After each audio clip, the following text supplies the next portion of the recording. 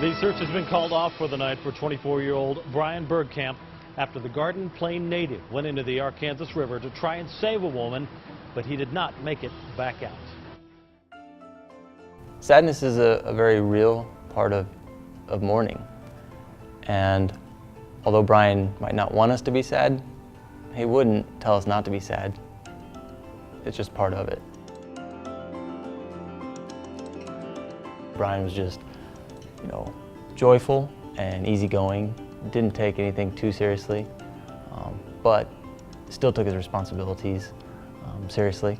Just a well-rounded individual, and somebody who a lot of people, including myself, looked up to.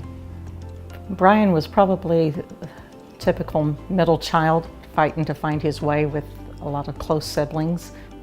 Fun-loving, always liked to be outside. And Yeah, be outside a lot. He'd find his adventures going down into the pasture. A lot of my favorite memories of Brian were probably, although work on the farm is just that, it's work, definitely enjoyed doing things on the farm with him, specifically like wheat harvest in the summertime. Those were the good memories and things we enjoyed doing together. So when I heard about the accident, I was up at my deacon assignment about 45 minutes north of Wichita. I was getting ready for my Sunday homily and got the call from one of his classmates who was kayaking with him. And at first I didn't really understand what was happening or what had happened, but then within a couple minutes it really sank in that something tragic had happened. We all got in the water and the guys pushed us off, and we were headed towards that bridge, and it looked like it was just gonna be a little dip in the river. And so Derek saw that and yelled at everybody to paddle hard. And so I didn't get quite as momentum started paddling, which is what caught me in that undertow of the dam that we didn't know was there. And then my kayak flipped. And so Brian just happened to be behind me. So instead of him paddling hard to get through the water, he stopped just to make sure that I was okay. The whole time, Brian was like an absolute vision of calm. There was no tremble in his voice. There was no fear in his eyes. He was just perfectly calm and at peace the whole entire time.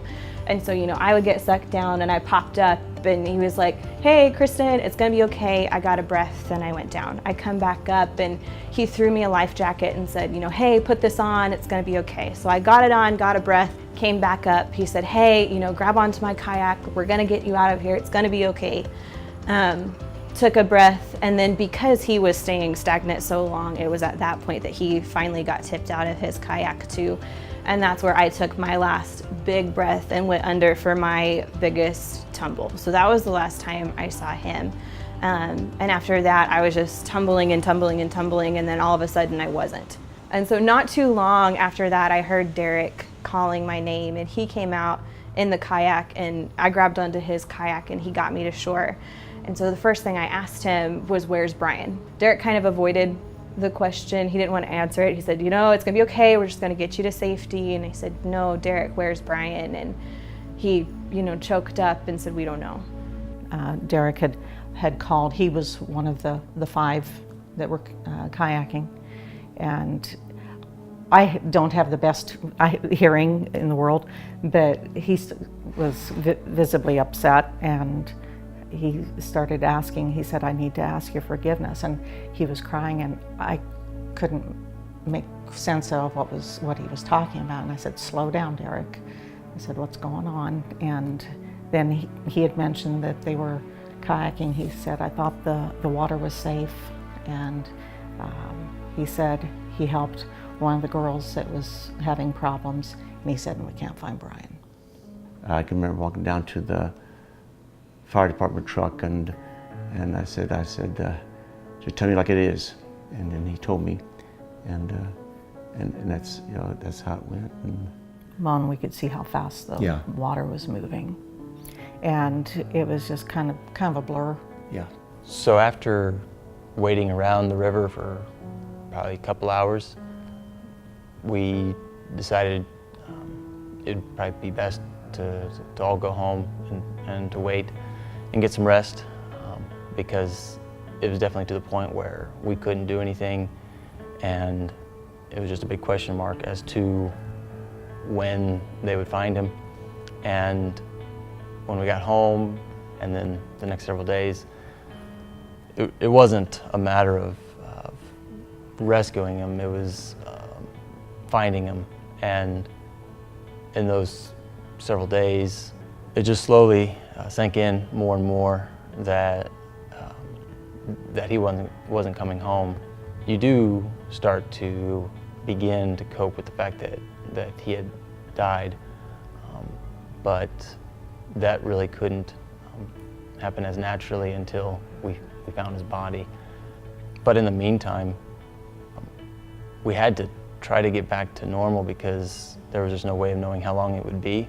And so we all kind of had to go back to what we were doing. It was a week or two later that we met with the girls, and it was in a more calm setting where they could relay the events, and knowing the full scope helps somewhat. I mean, it doesn't change the outcome, so in retrospect it won't change things, and it maybe helped a little bit, And I think helping to know how he made her feel comfortable and hopeful. It wasn't surprising that Brian would do that, and to know that he had the courage in that moment to do that, in a weird way, you were kind of happy for him that he was able to do it.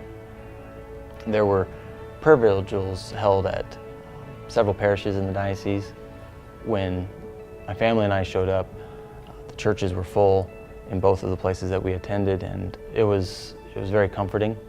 Reassured us that we weren't alone. And though it kind of felt like it, we knew we had the support of others. So after several days, the vocation director, Father Simone, and Bishop Kemi thought that it'd be a good idea to hold a memorial mass because, again, we didn't know how long it would take before we found his body, or even if. The memorial mass, when they were going to hold it, first, we were thinking need to be at St. Anthony since that's our parish, but Father Simone was suggesting the cathedral, and Father Andrew was saying, yeah, it needs to be there, and definitely by the time we got there, we could see why. I mean, it was overflowing. I can't remember if somebody involved with the memorial mass asked me if I wanted to preach, but I know I told those involved that I probably wouldn't want to. And then in a day or two beforehand, it became evident to me that I wanted to, and I hoped I would be able to. And then the day before the memorial mass, prepared the homily, and being a newly ordained priest, and at that time newly ordained deacon, I hadn't given very many homilies, but I certainly felt the Holy Spirit kind of guiding me. Being able to deliver the homily was difficult, but I knew I was doing the right thing. It felt right. And I think it meant a lot to my immediate family to be able to do that. Deacon Andy wanted to give the sermon that morning. It was nice. It was a very touching mass. We were just overwhelmed with the amount of people that were there.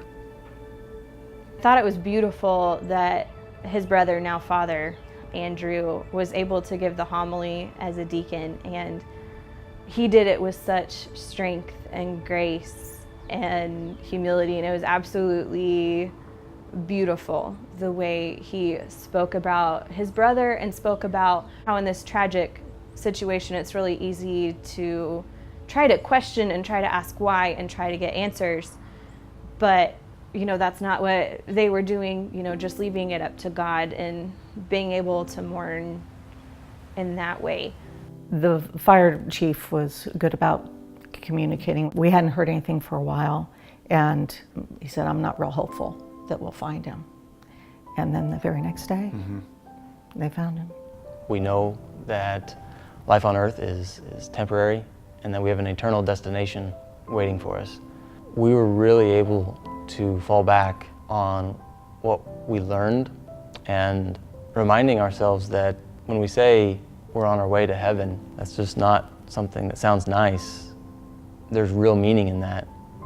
There's comfort in that, because if there wasn't a heaven, if there wasn't a permanent, eternal dwelling place for us, then this certainly would be horrific and tragic, with absolutely no hope to offer. If you didn't have faith, I don't know how you get through anything like that. I don't know how you could get through it. You know, I mean, what's the point in life if you don't have faith? But we see that we do get through them, and that great good actually comes through some of the most horrific situations.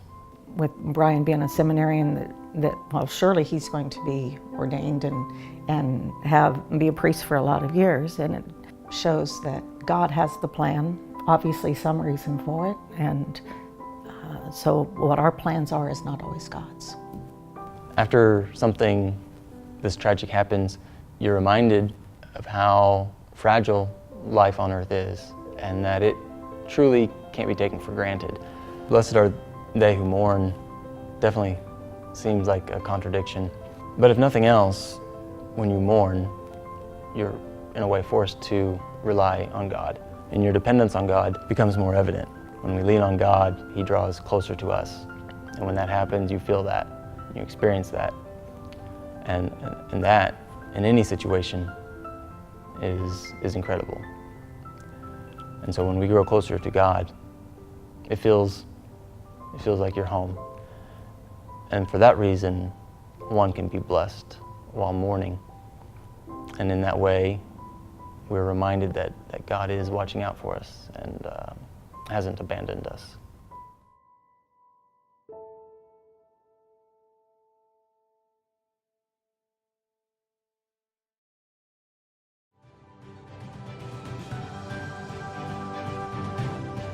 It's fascinating, Father John, to see a family who doesn't avoid mourning, but approaches mourning with faith and hope.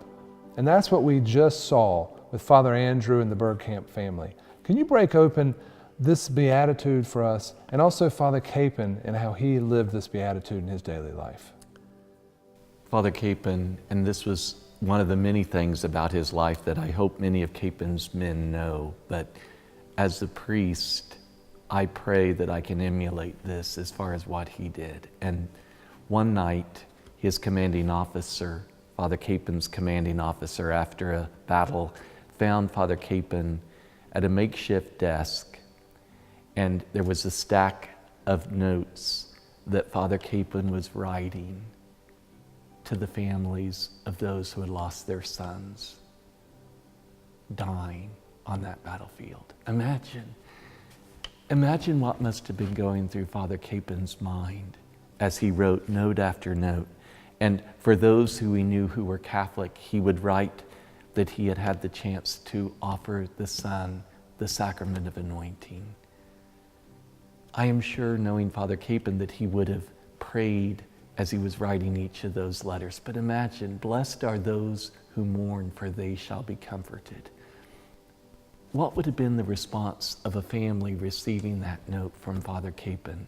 The sadness of learning that their son had died, but the fact that a priest who was there on that battlefield, who was now captured in that prisoner of war camp, took the time to write that note. I think Father Capon shows in simple ways some extraordinary things, and blessed are those who mourn, for they will be comforted. And as men, the world teaches us that we're supposed to hide our tears, our sadness, our sorrow. Whenever I hear someone say that, I go to the story when Jesus' good friend Lazarus died. And when Jesus finds out that his friend Lazarus had died, Jesus wept. And what did the people who witnessed that scene say? See how much he loved him. It's not weak to show emotion of mourning. Because again, as we saw with the Bergkamp family and Father Andrew's testimony of how the family in faith walked through their mourning, it was a reminder again that what is the journey of this life pilgrimage? The kingdom of heaven.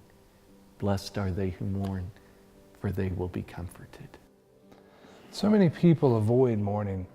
And this week, your challenge is to go out, and we all have people in our lives that have suffered and have been through some rough times. And we ask you to consider writing a note, or maybe a phone call if that's appropriate, or a mass intention to someone you know who's lost someone that they loved.